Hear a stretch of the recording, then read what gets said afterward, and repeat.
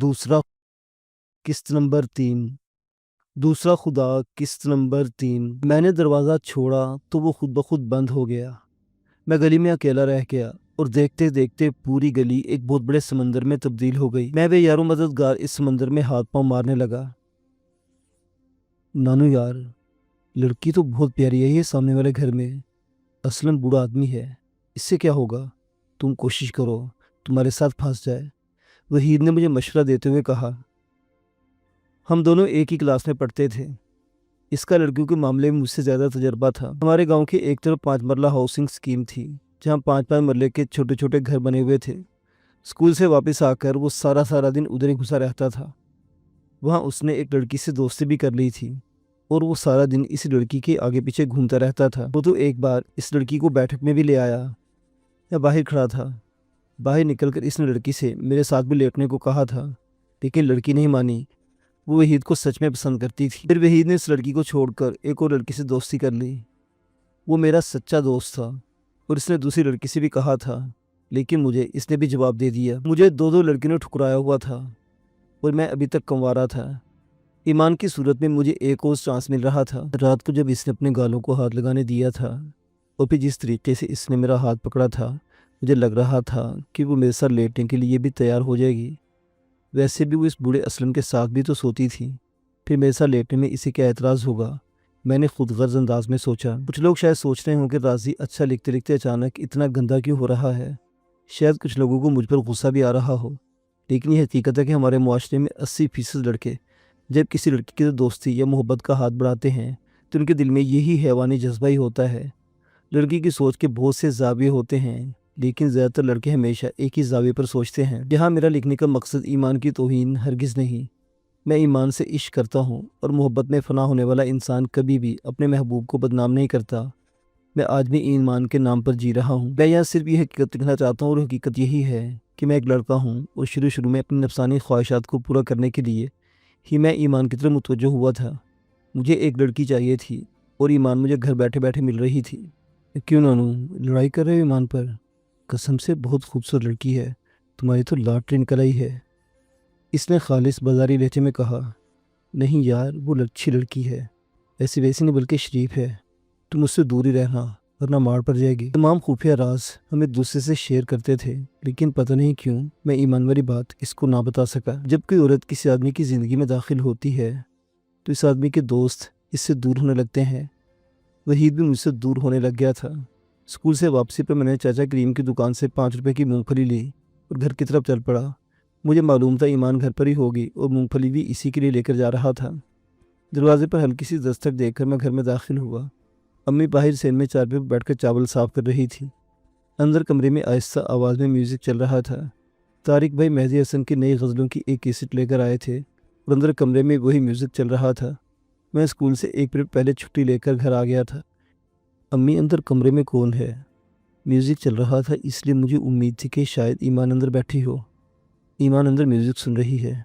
तुम जल्दी से बस्ता अंदर रखो और आकर खाना खा लो, मैंने अभी भी आलू गोभी का सालन बनाया है, अम्मी ने मुझे प्यार से कहा और मैं बस्ता उठाए अंदर की तरफ बढ़ गया। आज फिर ईमान अंदर कमरे में अकेली मिल गई थी और मेरी उंगलियों की पोरों में एक बार फिर आग भड़कने लगी। मेरे हाथ आग से जल रहे थे और उनको सिर्फ ईमान के नरम गालों ही से सुकून मिल सकता था। हाय ईमान, कैसी हो? मैंने बस्ता कमरे के कोने में ला फेंका और दरवाजे के आगे खड़ा हो गया। तुम इतनी जल्दी कैसे घर आ गए? ईमान ने मुझे कमरे में देखा तो जल्दी से उठकर खड़ी हो गई। बाकी भी घर आ गए, तुम अकेले ही आए हो? वो कुर्सी से उठकर दरवाजे पर आ गई थी और अब बाहर जाने के लिए रास्ता तलाश कर रही थी, लेकिन मैं दरवाजे के आगे खड़ा हुआ था इसलिए वो बाहर नहीं जा सकती थी। राजी, खाला आ जाएगी, आ मेरा रास्ता छोड़ दो, मुझे बाहर जाना है। इसे मेरी कमीनगी का पता था इसलिए वो मुझे अम्मी का डरावा देखकर बाहर निकलना चाहती थी। अम्मी बाहर सेन में बैठी हुई है, अगर आपने जाना है तो टैक्स देकर जा सकती हो, मैंने बेशर्मी से कहा। मैं इतने अच्छे मौके को कैसे ज़ाया कर सकता था? प्लीज़ राजी, खाला आ जाएगी, रात को जैसे तुम कहोगे वैसे ही करूँगी, अब मुझे जाने दो। वो मेरी मिन्नतें करने लगी। इसे अम्मी के अंदर आने का डर था। नहीं, एक बार अपने गालों को हाथ लगाने दो, उसके बाद चली जाना प्लीज़, बस एक बार। इसके बाद मैं कुछ नहीं करूँगा और खामोशी से एक तरफ हो जाऊँगा, मैंने बेचारगी से कहा। मेरा मुंह रोने वाला हो गया था, ऐसा लग रहा था जैसे मैं भी रोने लग जाऊँगा। आखिरकार इसे मुझ पर तरस आ ही गया। इसने गहरा सांस लिया اور میرے دونوں ہاتھوں کو پکڑ کر اپنے چہرے پر رکھ لیا۔ میرے دونوں ہاتھ اس کے چہرے پر تھے اور میں اس کے نرم گالوں کو لمس کو محسوس کر رہا تھا۔ دل ایک گال پہ ہاتھ رکھا تھا اور آج اس کا پورا چہرہ میرے ہاتھوں میں تھا۔ اس کا قد مجھ سے 13 انچ چھوٹا تھا۔ وہ نیچے زمین کو دیکھ رہی تھی۔ مجھے اس کے سلکی بال نظر آ رہے تھے۔ میں نے اپنے دونوں ہاتھوں کو اس کے چہرے کے گرد تھوڑا مضبوط کیا اور اس کا چہرہ اوپر اٹھا دیا۔ ایمان، تم بہت خوبصورت ہو، میں نے آہستہ آواز میں کہا، لیکن اس نے کوئی جواب نہیں دیا۔ وہ بالکل خاموشی سے میری طرف دیکھے جا رہی تھی۔ ایمان، میں نے اس کو پکارا تو اس نے اپنی آنکھیں بند کر لی۔ وہ ہولے ہولے کانپ رہی تھی۔ باہر امی بیٹھی ہوئی تھی اور وہ کسی بھی لمحے اندر آ سکتی تھی۔ اگر وہ ہم دونوں کو ایسی حالت میں دیکھ لیتی تو مجھے مار پڑتی ہی پڑتی۔ ایمان کا ہمارے گھر میں داخلہ ہمیشہ کے لیے بند ہو جاتا، اس لیے ہم دونوں کو ہی ڈر لگ رہا تھا۔ بچپن میں ہم ایسے ہی بے خوف ہوتے تھے۔ اسکول سے بھاگنا، چوری چھپے کھیتوں سے آم توڑنا، تاش کھیلنا اور سگریٹ پینے وغیرہ، یہ ساری بیوقوفیاں بچپن میں ہی ہوتی ہیں۔ بچپن میں معصوم سی بیوقوفیاں نہ ہوں تو پھر بچپن کا کوئی فائدہ نہیں ہے۔ میں بھی اس وقت بے خوف ہو رہا تھا۔ ماں کے دیکھ لے جانے کا ڈر تو تھا، لیکن گھر والوں کی ماں سے زیادہ ایمان کے گالوں میں نشہ تھا۔ میں آہستہ اس کے چہرے کو سہلاتا رہا اور وہ آنکھیں بند کیے بالکل خاموشی سے میرے سامنے کھڑی تھی۔ میں نے گالوں کو سہلاتے اپنی انگلیاں ایمان کے ہونٹوں پر رکھ دی۔ برف کی طرح ٹھنڈے چہرے پر سرخ ہونٹ، کبھی کبھی خدا بھی کمال دکھا دیتا ہے۔ ایمان نے ایک لمحے کے لیے اپنی آنکھیں کھول کر میری طرف دیکھا اور پھر دوبارہ اپنی آنکھیں بند کر لی۔ میرے ہاتھوں کی انگلیاں اس کے چہرے، گال اور آنکھوں کے گرد گھوم رہی تھیں۔ اس کا پورا چہرہ میری دسترس میں تھا اور میری نظریں اس کے چہرے پر جمی ہوئی تھی۔ چاند سا سفید چہرہ اور پتلے پتلے سرخ ہونٹ، اس کا چہرہ میرے ہاتھوں میں چاند کی طرح چمک رہا تھا۔ میرے ہاتھوں کے لمس نے اسے مدہوش کر دیا تھا اور وہ ہولے ہولے کانپ رہی تھی۔ اس کے ہونٹ لرز رہے تھے۔ خدا نے انسان کی فطرت ہی ایسے بنائی ہے کہ اس کا کبھی بھی دل نہیں بھرتا اور نہ ہی وہ کسی چیز سے مطمئن ہوتا ہے۔ ایک چیز مل جائے تو دوسری چیز کی خواہش کرنے لگتا ہے۔ اس کا چہرہ میرے ہاتھوں میں تھا اور میرا دل اس کے ہونٹوں پر بوسہ لینے کو مچل رہا تھا۔ اس کے گلابی ہونٹوں کو چومنے کو دل کر رہا تھا، لیکن ایسا ممکن نہیں تھا۔ مجھے معلوم تھا مجھے کبھی بھی ہونٹوں پر بوسہ نہ لینے دیتی۔ ہونٹ تو بڑی دور کی بات ہے، وہ مجھے اپنے گالوں پر بھی بوسہ نہ لینے دیتی۔ اس سے جو کچھ مل رہا تھا اسی پر ہی گزارا کر رہا تھا۔ میں نے زندگی میں پہلی بار کسی لڑکی کے گالوں اور ہونٹوں کو چھوا تھا۔ میرے بہت تھا اور میں اسی پل کا مزہ لے رہا تھا۔ ایمان، میں نے آہستہ سے پکارا، لیکن وہ آنکھیں بند کیے خاموش کھڑی رہی۔ رضوان بچے، کیا ساری زندگی اسی چہرے پر گزارا کرتے رہو گے؟ میرے دل میں شیطان نے وسوسہ ڈالا اور مجھے مزید کچھ کرنے پر اکسانے لگا۔ رضوان صاحب، چہرے سے باہر نکلو۔ اس چہرے سے نیچے بھی ایک دنیا آباد ہے۔ چہرے سے نیچے کی اس حیرت انگیز دنیا میں بھی قدم رکھو۔ رضوان صاحب، ہمت کرو ورنہ ساری زندگی ہی نامرد رہو گے۔ میں نے دل میں سوچا تو میری سانسیں تیز سے چلنے لگی۔ میں نے ایک ہاتھ ایمان کے چہرے پر ہی رہنے دیا اور دوسرا ہاتھ اس کے سینے پر رکھ دیا۔ یہ واقعی ایک حیرت انگیز دنیا تھی۔ میں نے اپنے ہاتھ کو ایمان کے سینے پر رکھا اور آہستہ اسے مسلنے لگا۔ چٹاخ! ایک زوردار آواز آئی اور ایمان کا ہاتھ میرے گالوں پر اپنا نشان چھوڑ گیا۔ میں بمشکل خود کو نیچے زمین پر گرنے سے بچایا۔ ایمان غصے سے مجھے گھور رہی تھی۔ اس نے مجھے اپنی پوری طاقت سے تھپڑ مارا تھا، اس لیے اس کی انگلیوں کے نشانات میرے گالوں پر ثبت ہو گئے تھے اور وہ غصے سے پھنکار رہی تھی۔ تم سیال کوٹ میں ہی اچھے تھے، شاید تم غلط جگہ پر پیدا ہو گئے ہو۔ یقین نہیں آتا اتنی پیاری فیملی میں تم جیسے بے غیرت لڑکے بھی پیدا ہو جاتے ہیں۔ اس نے مجھے ایک دھکا دیا اور دروازہ کھول کر باہر نکل گئی۔ میرے چہرے پر ایمان کی انگلیوں کے نشانات پڑ گئے تھے۔ کمرے میں چلنے والے میوزک کی وجہ سے تھپڑ کی آواز باہر امی تک نہیں گئی تھی۔ میری زندگی میں ہر چیز پہلی بار ہو رہی تھی۔ پہلی بار کسی لڑکی کے چہرے اور سینے پر ہاتھ رکھا تھا اور پہلی بار کسی لڑکی سے تھپڑ بھی کھا لیا تھا۔ مجھے ایمان سے تھپڑ کھانے کا کوئی دکھ نہیں ہوا تھا۔ ایسے تھپڑ تو جو اسکول میں روزانہ پڑھتے تھے۔ پاکستان میں آج سے 20 سال پہلے اسکولوں میں استاد بہت مارتے تھے۔ اس زمانے میں تو ماں باپ اور بڑے بھائی بھی اپنے سے چھوٹوں کو ذرا سی غلطی پر مارتے تھے، لیکن اب نیا زمانہ آ گیا ہے اور گھر میں ماں باپ اپنے بچوں کو پیار سے ڈانٹتے ضرور ہیں لیکن مارتے نہیں ہیں۔ گورنمنٹ کنٹرول تو کر رہی ہے، مگر پاکستان میں آج بھی کچھ علاقوں میں ایسے اسکول ہیں جہاں بچوں کو چھڑی سے مارا جاتا ہے۔ ہم اسکولوں میں استادوں کی مار کھا کر بڑے ہوئے ہیں، لیکن یہ چیزیں میں جانتا ہوں کہ بچوں پر تشدد نہیں ہونا چاہیے، وہ ذہنی ہو یا جسمانی، کبھی بھی صحیح نہیں ہوتا۔ وہ بچے کی آنے والی زندگی میں ہمیشہ مشکلات ہی۔ ایمان باہر امی کے پاس بیٹھ گئی تھی۔ ایک اچھی خاصی لڑکی ہاتھ آتے پھسل گئی تھی۔ مجھے ایمان کی سینے پر ایسے ہاتھ نہیں رکھنا چاہیے تھا۔ شیطان نے مجھے یہ کام کرنے پر اکسایا تھا۔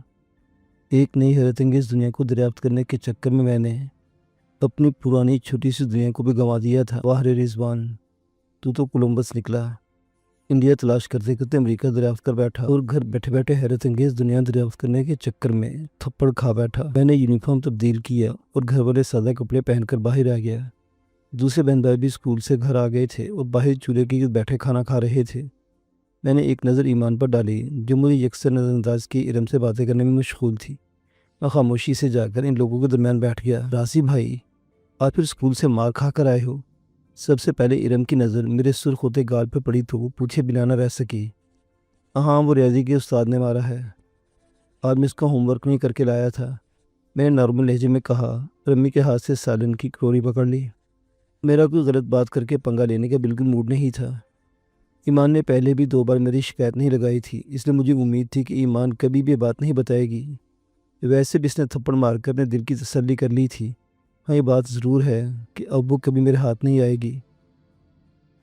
اپنا ہوم ورک کر کے جاتے ہیں، دیکھو ماسٹر نے کتنی زور سے مارا ہے، میرا پورا گال سرخ ہو گیا ہے۔ امی نے میرے گالوں پر ہاتھ پھیرتے ہوئے کہا۔ وہ ماں تھی اس لیے اپنے بیٹے کے سرخ گال دیکھ کر انہیں دکھ ہو رہا تھا۔ میں نے کنکھیوں سے ایمان کی طرف دیکھا، وہ اپنے خیالوں میں مگن نیچے زمین پر آڑی ترچھی لکیریں بنا رہی تھی۔ اس کے چہرے پر ابھی بھی غصے کے آثار باقی تھے۔ راضی پیاز بھی کھاؤ نہ کھانے کے ساتھ ایمان پیاز کی پلیٹ پکڑا راضی کو۔ امی نے پہلے مجھے اور پھر ایمان کو مخاطب کرتے ہوئے کہا۔ پیاز کی پلیٹ ایمان کے پاس پڑی ہوئی تھی۔ جی خالہ جی۔ اس نے ایک لمحے کی امی کی طرف دیکھا اور پلیٹ پکڑ کر میری طرف بڑھا دی۔ میری نظر اس پلیٹ پر نہیں بلکہ ایمان کے ہاتھ پر لگی ہوئی تھی جس میں اس نے پلیٹ پکڑی ہوئی تھی۔ بے شک وہ 30,000 میں بک کر ہمارے گاؤں میں آئی تھی۔ گورنمنٹ آف پاکستان کا قانون انسانوں کی خرید و فروخت کو جرم قرار دیتا تھا۔ پھر اس قانون کی آنکھوں پر شادی کی صورت میں سرخ پٹی باندھ دی جاتی ہے۔ ایمان کے ہاتھوں پر بھی وہی سرخ رنگ لگا ہوا تھا۔ میں ایمان کے اس مہندی والے ہاتھ کو دیکھ رہا تھا۔ میرے دل میں ایک بار پھر شیطان آ گیا۔ دل نے کہا، ایک بار پھر کوشش کرو، ہار مت مانو اور مرد بنو مرد۔ اور میں مرد بن گیا۔ میں نے پلیٹ لیتے ہوئے اپنے ہاتھ کو ایمان کے ہاتھ سے ٹکرا دیا۔ اس نے گھبرا کر میری طرف دیکھا اور پلیٹ اس کے ہاتھ سے نیچے زمین پر گر گئی۔ مٹی کی چھوٹی سی پلیٹ تھی جو زمین پر گرتے ایک چھناکے سے ٹوٹ گئی۔ سوری خالہ، مجھ سے پلیٹ ٹوٹ گئی، وہ میرے ہاتھ سے چھوٹ کر نیچے گر گئی۔ اس کے چہرے پر ندامت کے آثار نظر آنے لگے۔ تھوڑی دیر پہلے جو غصہ اس کے چہرے پر تھا وہ کب کا ختم ہو چکا تھا۔ غربت چیز ہی ایسی ہوتی ہے، ذہنی اور جسمانی اذیت، مالی نقصان کے آگے کچھ بھی نہیں۔ وہ شدید ذہنی اذیت سے گزر رہی تھی۔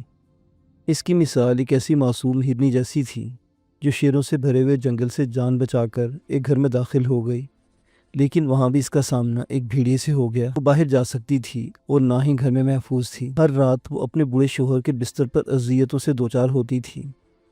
دن کو وہ سکون کی تلاش میں ہمارے گھر آتی تھی، لیکن یہاں بھی ایک بھیڑیا اس کی طاق میں گھات لگائے بیٹھا تھا۔ نازک سی لڑکی 2 محاذوں پر لڑ رہی تھی۔ مردوں کے اس معاشرے میں وہ ایک معصوم سی لڑکی تھی جسے ایک مٹی کی پلیٹ کے ٹوٹ جانے کا دکھ ہو رہا تھا۔ امی، پلیٹ میرے ہاتھ سے ٹوٹ کر گری ہے۔ میں نے ایمان کے ہاتھ سے پلیٹ لے لی تھی۔ زندگی میں پہلی بار میں نے سارا الزام اپنے سر لے لیا تھا۔ ایمان نے بے بسی سے میری طرف دیکھا۔ اس کا چہرہ بہت بھاری ہو گیا تھا، شاید پوری دنیا کے سمندر اس کی آنکھوں میں سما گئے تھے، لیکن وہ چھوٹی سی لڑکی بہت ہمت والی تھی۔ خدا جب درد دیتا ہے تو اسے سہنے کا حوصلہ بھی دیتا ہے۔ اگر وہ لڑکی رو دیتی، اپنی آنکھوں میں قید اس سمندر کو آزاد کر دیتی تو شاید پوری دنیا اس پانی میں ڈوب کر ختم ہو جاتی، لیکن وہ برداشت کر گئی، اپنی آنکھوں کے سمندر کو واپس اپنے سینے کی اتھاہ گہرائیوں میں جذب کر گئی۔ کوئی بات نہیں، پلیٹ ٹوٹ گئی تو کیا ہوا، نئی آ جائے گی، چیزیں ٹوٹنے کے اتنا افسوس نہیں کرتے۔ امی نے شفقت سے اسے گلے لگاتے ہوئے کہا۔ واقعی چیزیں ٹوٹنے کے اتنا افسوس نہیں کرتے، لیکن اس کا دل ٹوٹا تھا، اس کی تو روح زخمی ہوئی تھی۔ میں ابھی بھی اس کا دیکھ کر زریلا مسکرا رہا تھا، دماغ میں نئے منصوبے بنا رہا تھا اور ذہن میں نت نئے طریقے سوچ رہا تھا۔ اسے ٹوٹنا تو تھا ہی ایک دن۔ ایک بوڑھے معذور شخص کی 10 سالہ بیوی، اسے ٹوٹ کر کسی نہ کسی کی جھولی میں تو گرنا ہی تھا۔ پھر میں نے کیوں کوشش کروں، میری بھی جھولی خالی تھی، مجھے بھی تو کوئی لڑکی چاہیے تھی۔ شیطان ہمارے گھر کی چھت پر بھنگڑے ڈال رہا تھا، وہ خوشی سے اپنے شیطانی رقص میں مصروف تھا۔ ایمان ہمارے گھر آتی تھی، وہ یہ ہمارے گھر میں کھاتی تھی، پیتی تھی، پھر اس میٹھے پھل پر پہلے میرا حق ہی تھا۔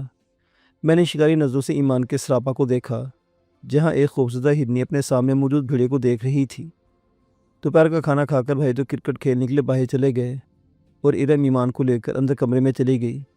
وہ VCR پر انگلش فلم لگا کر دیکھنے لگی۔ उस दौर में इंग्लिश फिल्में हिंदी ज़ुबान में डब होकर बाज़ार में आने लगी थीं।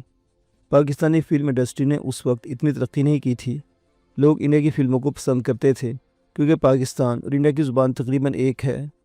इंडिया की फिल्म इंडस्ट्री बहुत बड़ी थी और वो फिल्में भी बहुत अच्छी बनाते थे। पाकिस्तान में इंडियन फिल्मों की नुमाइश पर पाबंदी थी, इसलिए इंडियन फिल्में वीडियो कैसेट की शक्ल में स्मगल होकर पाकिस्तान आती थी और फिर पूरे पाकिस्तान में इसकी कापियाँ फ़रोख्त होती थीं।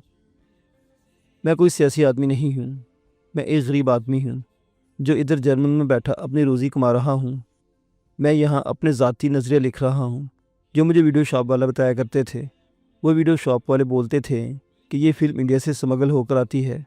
हो सकता है वो फिल्में लीगल तरीके से पाकिस्तान में आती हूँ, मगर मुझे इस बात का कोई पता नहीं था। इंग्लिश फिल्में भी हिंदी ज़ुबान में डब होकर इंडिया ही से पाकिस्तान आती थीं।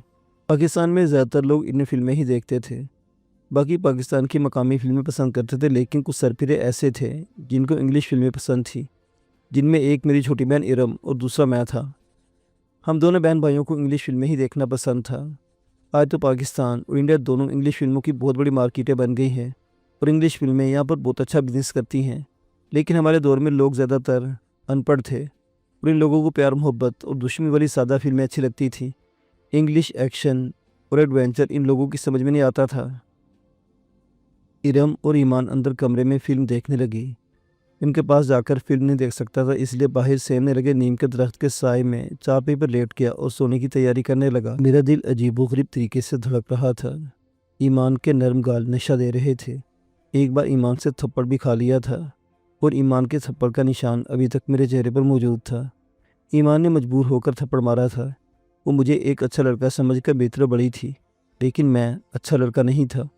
मुझे अपनी नफसानी ख्वाहिशात को पूरा करने के लिए ईमान की ज़रूरत थी। शिकारी अगर शिकार के ज़िबा होने की तकलीफ़ को महसूस करने लगे तो फिर वो शिकारी नहीं रहता, वो सब्ज़ी खोर बन जाएगा।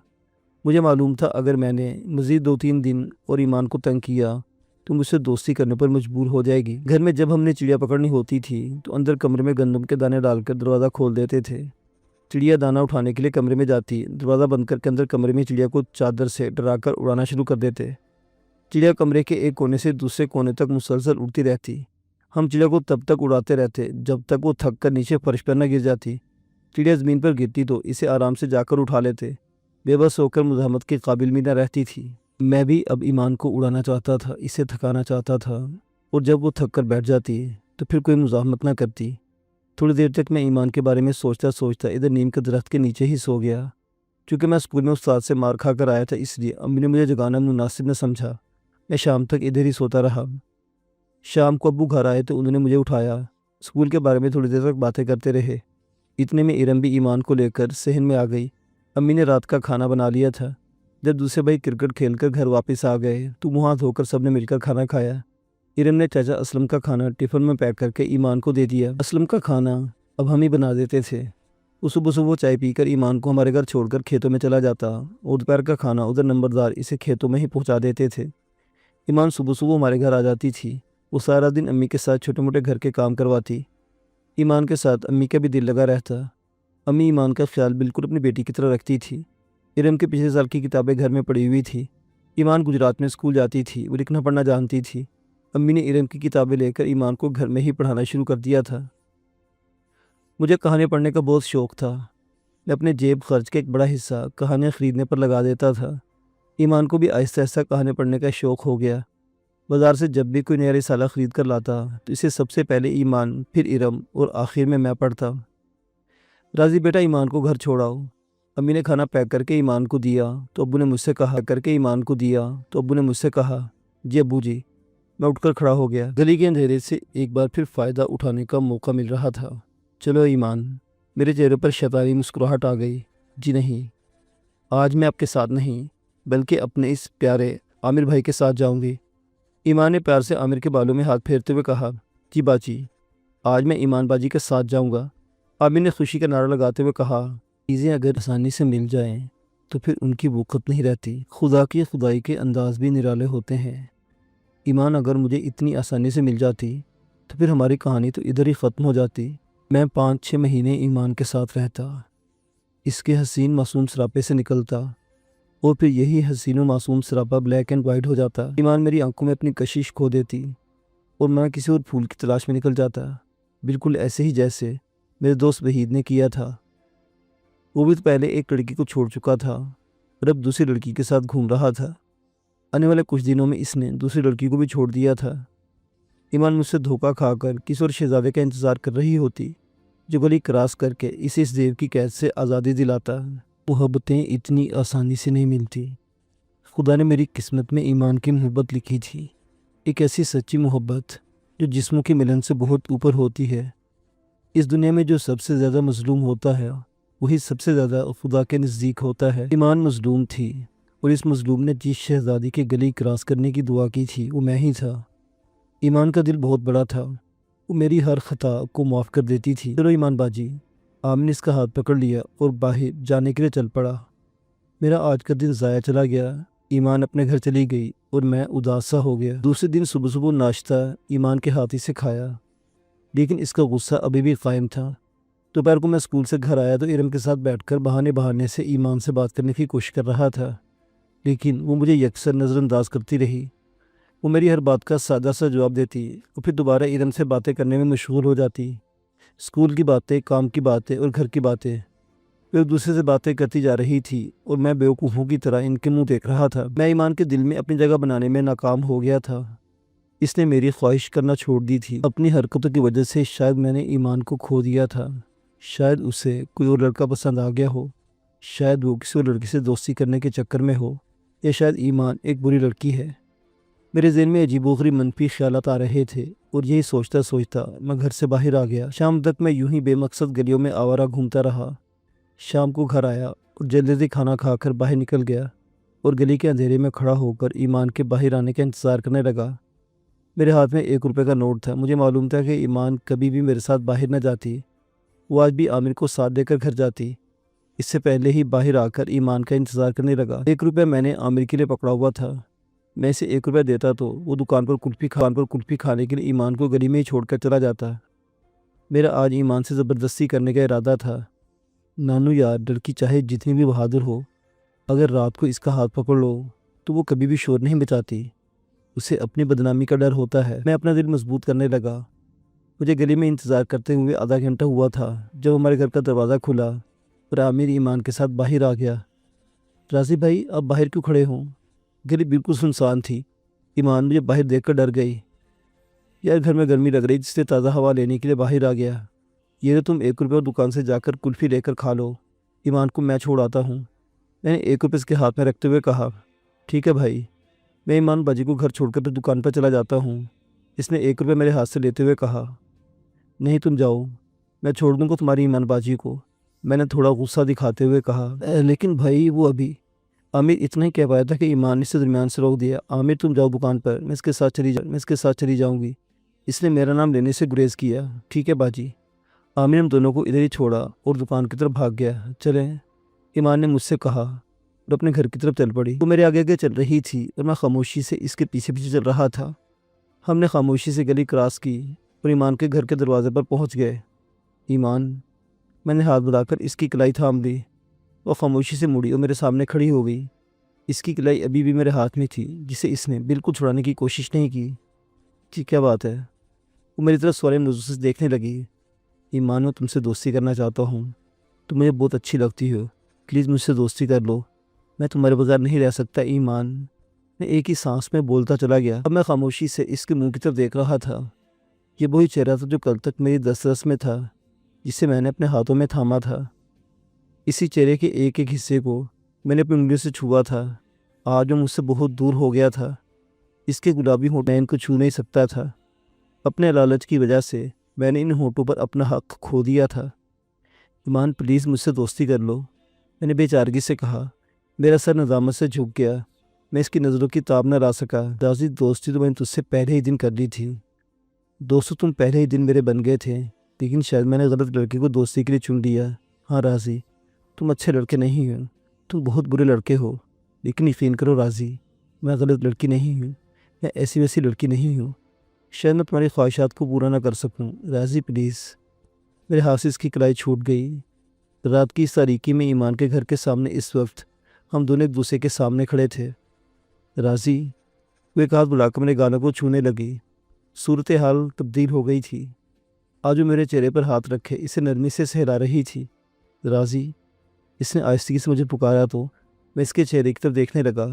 وہی سفید چہرہ، وہی ہلکی سبز آنکھیں یہ پچھلے 4-5 دنوں سے مجھے تڑپا رہی تھی، آج ان آنکھوں میں سیلاب امڑ آیا تھا۔ راضی میری آنکھوں میں دیکھنے لگی۔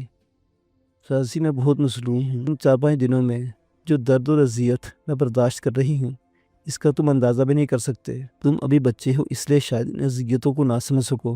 بچی تو میں بھی ہوں راضی، لیکن میں ان اذیتوں سے گزر رہی ہوں۔ یہ درد سہتے سہتے میں تھک گئی ہوں، میں مر جاؤں گی یہ درد سہتے سہتے۔ پلیز میرے حال پر رحم کرو۔ میں تم کو کچھ دے نہیں سکتی۔ تمہارے گھر سکون کی تلاش میں آتی ہوں۔ ہر رات میں اس بوڑھے کے بستر پر کسی لاش کی طرح پڑی ہوتی ہوں۔ میں شاید کب کی مر جاتی، لیکن تمہارے گھر والوں کی سچی اور بے لوث محبت مجھے واپس زندگی کی طرف لے آتی ہے۔ پلیز راضی، میں پہلے ہی زخموں سے چور چور ہوں، مجھے مزید زخم مت دو، مجھے معاف کر دو یار۔ مجھے اتنا حوصلہ نہیں ہے جو میں 2 محاذوں پر لڑ سکوں۔ مجھے معاف کر دو راضی۔ اس نے روتے ہوئے میرے آگے ہاتھ باندھ دیے۔ وہ سبز آنکھوں والی معصوم سی لڑکی میرے سامنے ہاتھ جوڑے رو رہی تھی۔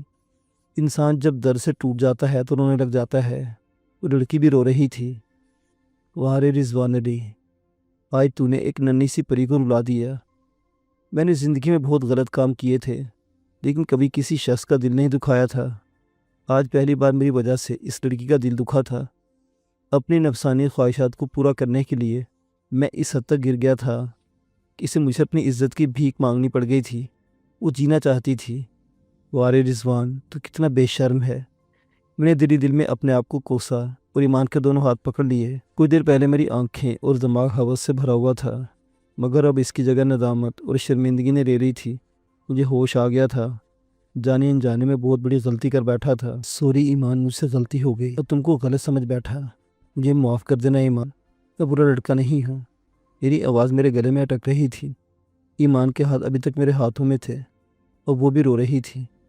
ایمان، مجھے معلوم نہیں کہ میری وجہ سے تمہیں اس قدر دکھ ہوگا، لیکن میں وعدہ کرتا ہوں آج کے بعد میں کبھی بھی تمہیں تنگ نہیں کروں گا۔ میری آواز بھر آ گئی۔ میں نے ایمان کے ہاتھوں کو اپنے آنکھوں سے لگایا اور پھوٹ پھوٹ کر رونے لگا۔ میری امی کہتی تھی، نانو تمہارا دل بہت سخت ہے، تمہیں کبھی بھی رونا نہیں آتا۔ یہ حقیقت تھی کہ میں بڑی سے بڑی چوٹ لگنے پر بھی کبھی روتا نہیں تھا، شاید مجھے رونا آتا ہی نہیں تھا۔ لیکن آج ایمان سے معافی مانگتے اور ایمان کو چپ کرواتے میں خود بھی رو پڑا تھا۔ ایمان، مجھے معاف کر دینا۔ میں نے ایمان کے ہاتھ چھوڑے تو اس نے آگے بڑھ کر مجھے گلے سے لگا لیا۔ گلی میں ہم دونوں ایک دوسرے کو سینے سے لگائے رو رہے تھے۔ راضی، بہت درد ہوتا ہے یار، ہر رات ایک نئے عذاب سے گزرتی ہوں۔ تم نہیں سمجھو گے، تم شاید سمجھ ہی نہیں سکتے۔ جلدی سے بڑے ہو جاؤ یار، اس سے پہلے کہ شہزادی مر جائے۔ وہ زاروں کی طرح رو رہی تھی۔ اس کے آنسوں نے میری ساری قمیص تر کر دی تھی۔ میں اسے گلے سے لگائے اس کی کمر تھپ تھپا کر اسے حوصلہ دے رہا تھا۔ ایمان، تم حوصلہ رکھو، سب ٹھیک ہو جائے گا۔ میں نے اسے تسلی دی تو اس کے رونے میں تھوڑی کمی آ گئی۔ کچھ دیر رونے کے بعد وہ خاموش ہو گئی۔ میرے سینے کی حرارت نے شاید اس کے دل کے غبار کو ختم کر دیا تھا، اس لیے وہ پرسکون ہو گئی تھی۔ راضی یار، کبھی دھوکہ مت دینا۔ وہ میرے سینے سے علیحدہ ہو کر اپنے آنسو پوچھنے لگی۔ ایمان، مجھے معاف کر دینا، یہ سپنا چاہیے تھا۔ میں ایک بار پھر اس سے معافی مانگنے لگا۔ شاید میں بہت برا ہوں ایمان، مجھے ندامت محسوس ہو رہی تھی۔ نہیں راضی، تم بہت اچھے ہو۔ تمہاری جگہ کوئی لڑکا ہوتا تو وہ بھی یہی کرتا ہے، اور وہ کبھی بھی میری جذباتوں کو نہ سمجھ سکتا ہے۔ تم اچھے ہو یار، جو میرے جذبات کو سمجھ سکتے ہو۔ میں بہت خوش قسمت ہوں جو مجھے تم جیسا دوست ملا۔ اس نے پیار سے میرے بالوں میں ہاتھ پھیرا اور دوبارہ اپنے روایتی موڈ میں آ گئی کہ تم نے مجھے اپنا دوست بنا لیا ہے، کہ آج سے ہم دونوں ایک دوسرے کے دوست ہیں۔ وہ خوشی سے جھوم اٹھا۔ ہاں یار، آج سے تم میرے پکے دوست ہو۔ وہ ابھی تک میرے بالوں سے کھیل رہی تھی۔ ابھی دوستی کوئی تحفہ وغیرہ چاہے تو بولو۔ آج تمہارے سامنے پوری کی پوری ایمان کھڑی ہے، دیکھ لو۔ اگر سینے پر ہاتھ لگانا چاہتے تو لگا لے، میں تم کو منع نہیں کروں گی۔ وہ میرے سامنے سینہ تان کر کھڑی ہو گئی۔ میں نے ایک نظر اسے سر سے لے کر پاؤں تک دیکھا۔ میں نے اس کے چہرے پر ہاتھ لگا کر تھپڑ کھایا تھا۔ کل تک میں اس چیز کے لیے مر رہا تھا، لیکن آج جب وہ خود پوری کی پوری میرے سامنے کھڑی تھی، وہ جس کے سینے میں کوئی دلچسپی نہیں رہی تھی۔ نہیں ایمان، مجھے کچھ نہیں چاہیے، میں صرف تم سے دوستی کرنا چاہتا ہوں، ایک سچی اور پکی دوستی کے علاوہ مجھے کچھ نہیں چاہیے۔ میں نے فیصلہ کن انداز میں کہا تو اس کی آنکھیں خوشی سے چمکنے لگی۔ مجھے معلوم تھا راضی، سیال کوٹیے اتنے برے بھی نہیں ہوتے، اس نے مجھے آنکھ مارتے ہوئے کہا۔ اچھا تو اس کا مطلب ہم برے تو ہوتے ہیں لیکن کم برے ہوتے ہیں، میں نے ناراض ہوتے ہوئے کہا تو خوشی سے مسکرانے لگی۔ ماحول ایک دم خوشگوار ہو گیا تھا۔ اچھا یار اب میں چلتی ہوں، بہت دیر ہو گئی ہے، اندر اسلم انتظار کر رہا ہوگا، اس نے دروازے پر ہاتھ رکھتے ہوئے کہا۔ ایمان سوری یار، میں نے اسے ایک بار پھر معذرت کی تو واپس پلٹی اور مجھے دوبارہ گلے سے لگا لیا۔ 2-3 منٹ تک ہم ایسے ہی ایک دوسرے کے گلے لگے رہے۔ اس کے بعد وہ مجھ سے علیحدہ ہوئی اور دروازہ کھول کر اپنے گھر میں چلی گئی۔